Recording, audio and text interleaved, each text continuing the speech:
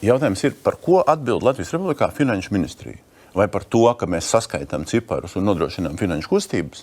Vai par to, ka mēs jebkādā veidā vērtējam horizontāli, vai vienu un to pašu lietu dažādās ministrijās dara pa vienādām naudām, un vai tā nauda tiek pret jebkādiem kritērijiem horizontāliem tērēta adekvāti?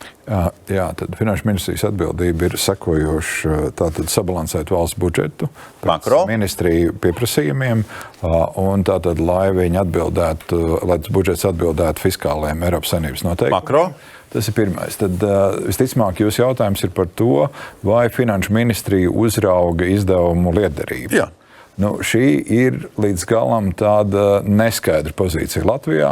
Tā standarta atbilde ir tāda, ka patiesībā katrs iestādes vadītājs pats ir atbildīgs par to, vai attiecīgā organizācija vai attiecīgais resurs izdod šīs izmaksas izmanto efektīvi.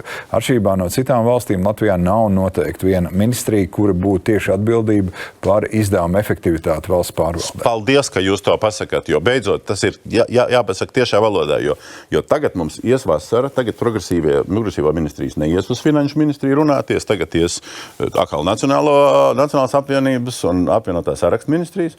Valeņkungs atkal ies uz sarunām, vai viņi ierēģi ies uz sarunām uz Finanšu ministriju, un atkal sāksies tā stumdīšana, stumdīšanās ar katru ministriju atsevišķi, vai ne? Tā tas notiks tagad. Tas ir normāls sarunu process.